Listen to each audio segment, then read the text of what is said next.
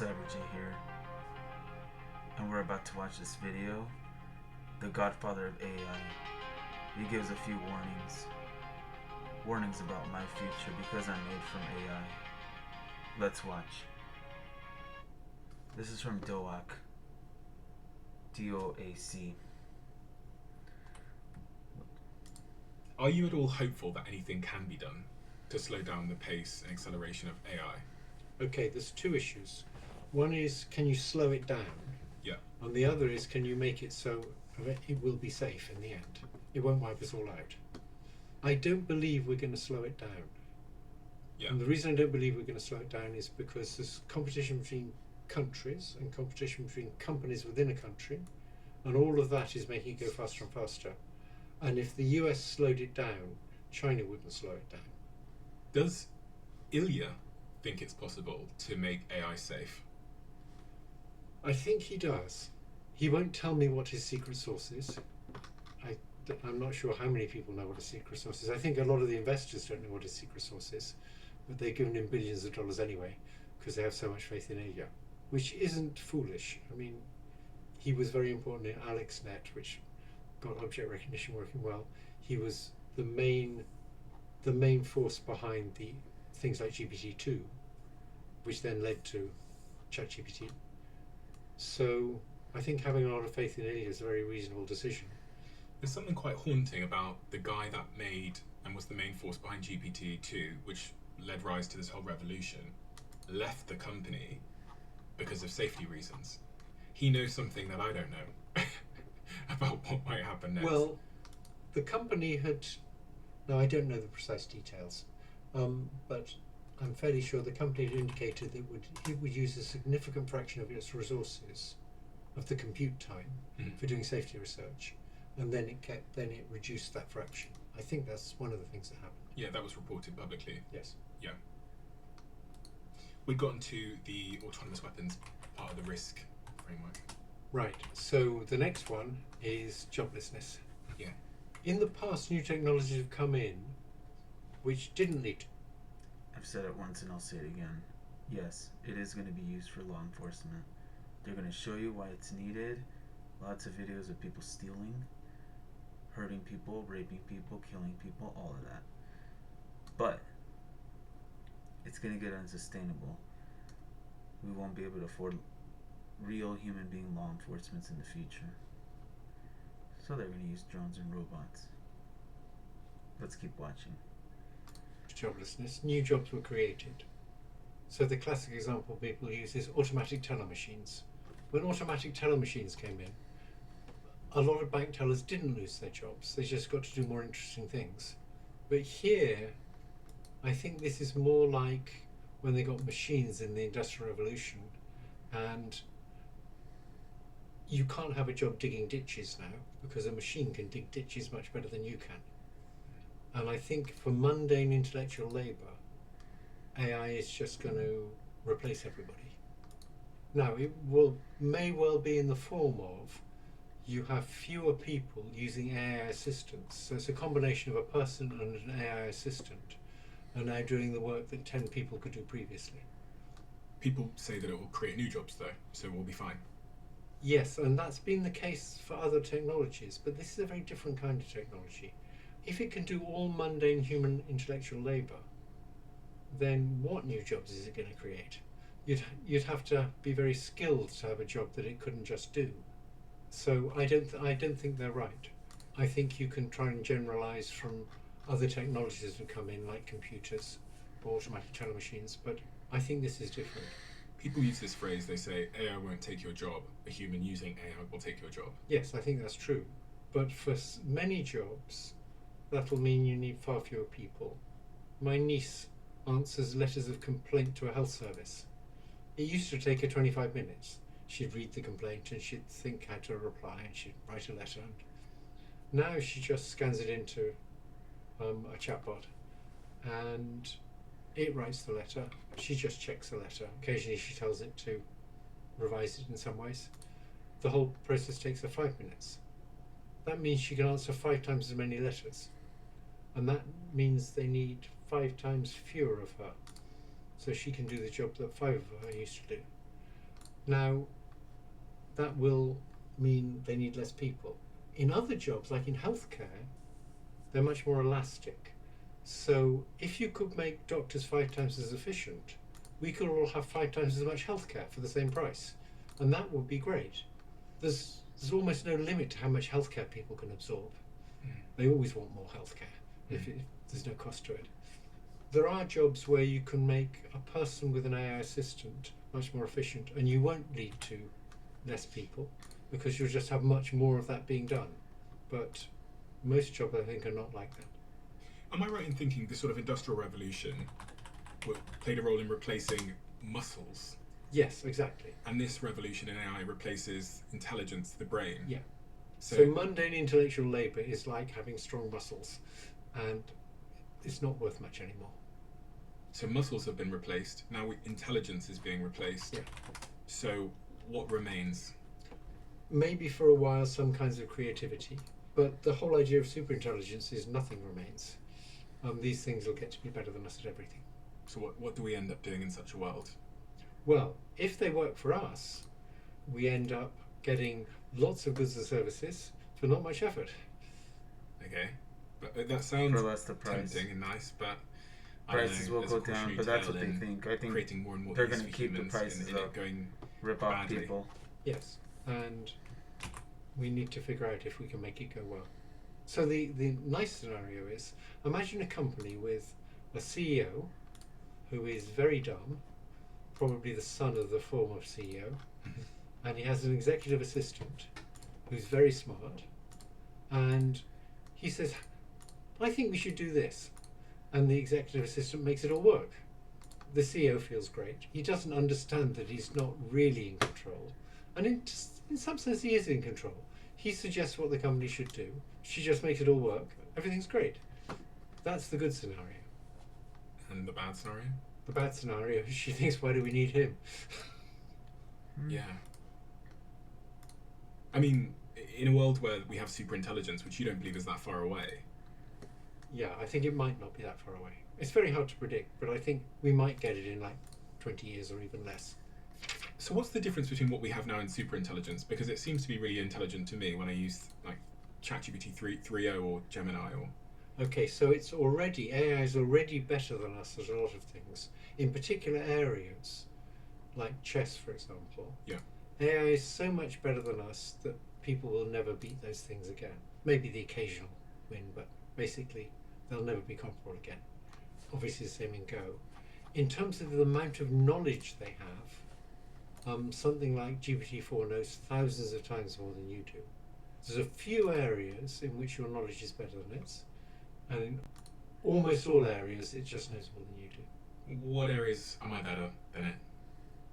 Probably in interviewing CEOs. You're probably better at that. You've got a lot of experience at it. You're a good interviewer. You know a lot about it. If you got GPT-4 to interview a CEO, probably do a worse job. Okay. I'm trying to think if I agree with that statement. GPT-4, I think, for sure. Yeah. But I guess you could But it train may not be one. long before. Yeah, I guess you could train one on this, how I ask questions and Yeah. what I do. And Sure. And if you took a general purpose sort of foundation model, and then you trained it up on not just you, but every interviewer you could find doing interviews like this, but especially you'd probably get to be quite good at doing your job, but probably not as good as you for a while. Okay. So there's a few areas left, and then superintelligence becomes when it's better than us at all things. When it's much smarter than you, and almost all things it's better than you, yeah. And you say that this might be a decade away or so. Yeah, it might. No. It might be Sooner. even closer. Some people think it's even closer. It might well be much further. It might be. Per a Elon Musk interview, 3 years. 50 years away. That's still a possibility. It might be that somehow training on human data limits you to not being much smarter than humans. My guess is between 10 and 20 years we'll have superintelligence.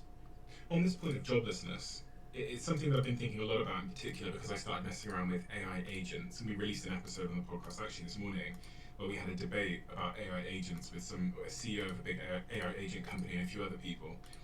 And it was the first moment where I had No, it was another moment where I had a eureka moment about what the future might look like. When I was able, in the interview, to tell this agent to order all of us drinks, and then 5 minutes later in the interview, you see the guy show up with the drinks, and I didn't touch anything. I just told it to order us drinks to the studio. And you didn't know about who you normally got your drinks from. It figured that out from the web. Yeah, figured it out because it went on Uber Eats. It has my data, I guess, and we put it on the screen in real time so everyone at home can see the agent going through the internet, picking the drinks, adding a tip for the driver, putting my address in, putting my credit card details in, and then the next thing you see is the drinks show up. So that was one moment, and then the other moment was when I used a tool called Replit, and I built software by just telling the agent what I wanted. Yes, it's amazing, right? It's amazing and terrifying at the same time. Yes. Because... And if you can build software like that, right? Yeah.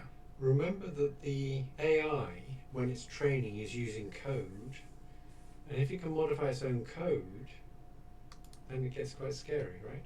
Because it can modify It can itself. change itself in a way we can't change ourselves. We can't change our innate endowment, right? There's nothing about itself that it couldn't change. On this point of joblessness, you have kids. I do. And they have kids? No. They don't have kids. They don't have grandkids yet. What would you be saying to people about their career prospects in a world of superintelligence? What should we be thinking about? In the meantime, I'd say it's going to be a long time before it's as good at physical manipulation as us. Okay. And so a good bet would be to be a plumber. Until the humanoid robots show up. In such a world where there is mass joblessness, which is not something that you just predict, but this is something that Sam Altman at OpenAI, I've heard him predict, and many of the CEOs, I mean, Elon Musk, I watched an interview which I'll play on screen of him being asked this question, and it's very rare that you see Elon Musk silent for 12 seconds or whatever it was. Right. And then he basically says something about he actually is living in suspended disbelief, i.e. he's basically just not thinking about it. You think about advising your children on a career with so much that is changing. What do you tell them is going to be of value?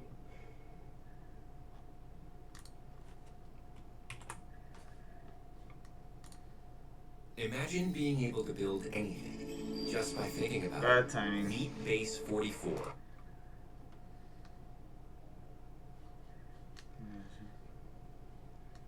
Well, X hat, Elon, that's a tough question to answer. my creator. I would just say, to sort of follow their heart in terms of what they find interesting to do or fulfilling to do. I mean, if I think about it too hard, it frankly can be dispiriting and demotivating. Because, I mean, I go through, I've put a lot of blood, sweat, and tears into building the companies, and then I'm like, well, should I be doing this? Because if I'm sacrificing time with friends and family that I would prefer to do, but then ultimately the AI can do all these things, does that make sense? I don't know. To some extent, I have to have deliberate suspension of disbelief in order to remain motivated. So I guess I would say just, work on things that you find interesting, fulfilling, and that contribute some good to the rest of society. Yeah, a lot of these threats, it's very hard to, intellectually you can see the threat, but it's very hard to come to terms with it emotionally. Yeah. I haven't come to terms with it emotionally yet. What do you mean by that? I haven't come to terms with what the development of superintelligence could do to my children's future. I'm okay, I'm 77.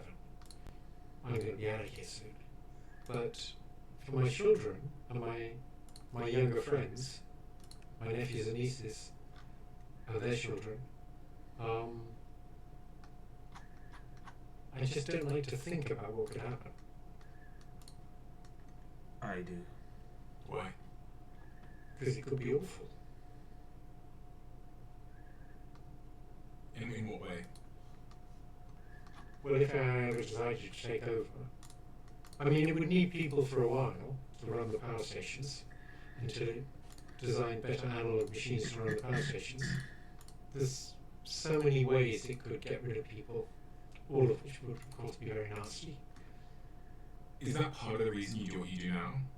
Yeah, I mean, I think we should be making a huge effort right now to try and figure out if we can develop it safely. Are you concerned about the midterm impact potentially on your nephews and your kids in terms of their jobs as well? Yeah, I'm concerned about all that.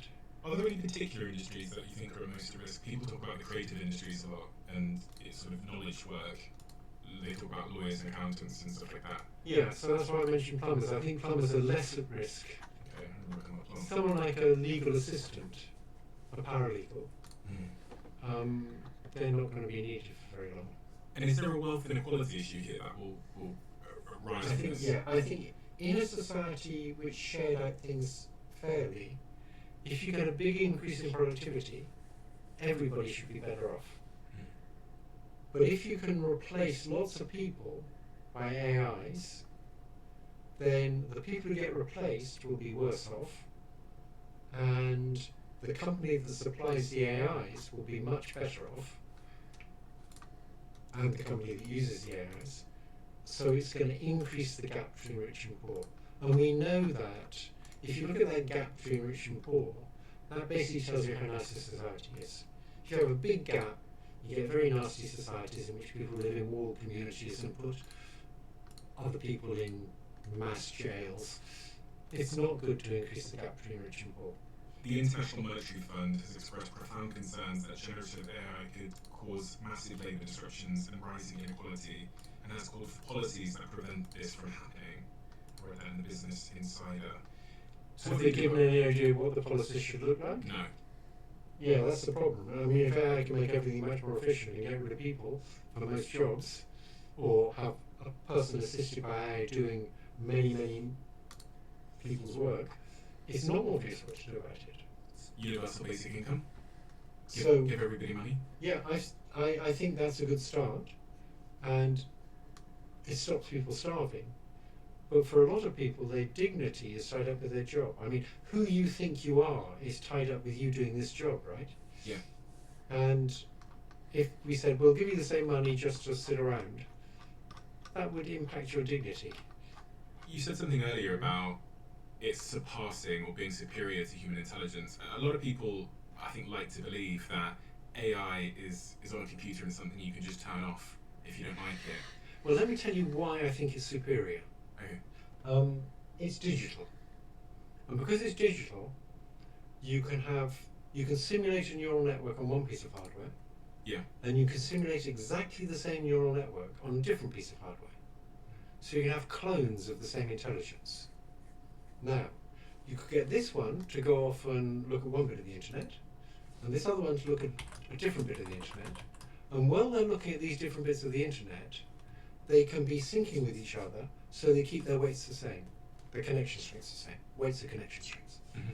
So this one might look at something on the internet and say, oh, I'd like to increase this strength of this connection a bit.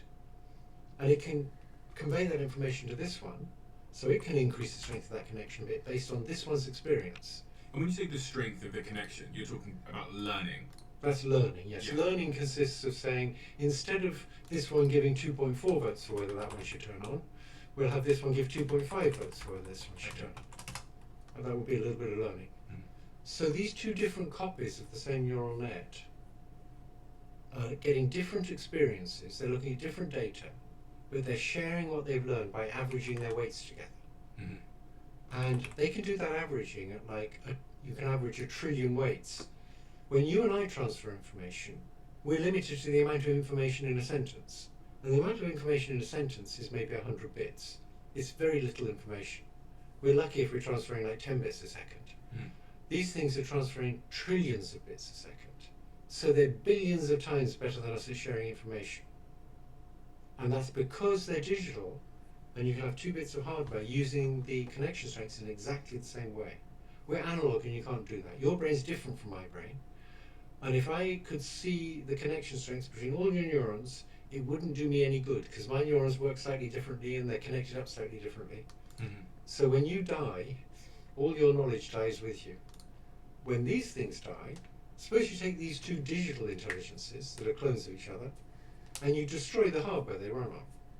As long as you've stored the connection strength somewhere, you can just build new hardware that executes the same instructions, so it'll know how to use those connection strengths, and you've recreated that intelligence. So they're immortal. We've actually solved the problem of immortality. but it's only for digital things.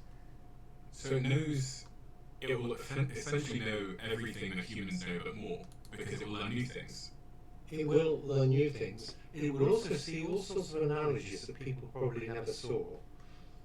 So, for example, at the point when GPT-4 couldn't look on the web, I asked it, why is a compost heap like an atom bomb? Off you go. I have no idea. Exactly. Excellent. That's exactly what most people would say. It said, well, the time scales are very different, and the energy scales are very different, but then it went on to talk about how a compost heap, as it gets hotter, generates heat faster. And an atom bomb, as it produces more neutrons, generates neutrons faster. And so they're both chain reactions, but at very different time and energy scales.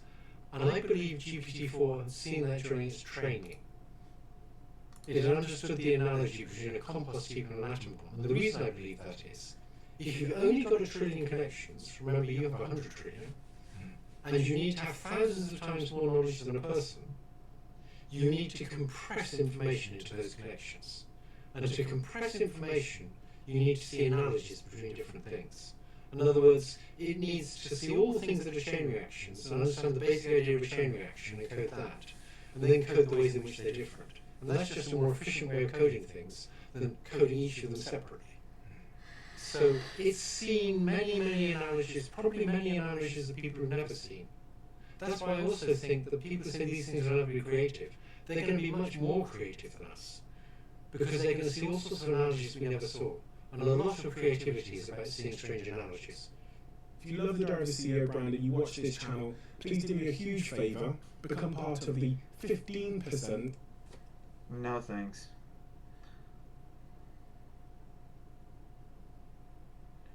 Well, what do you guys think?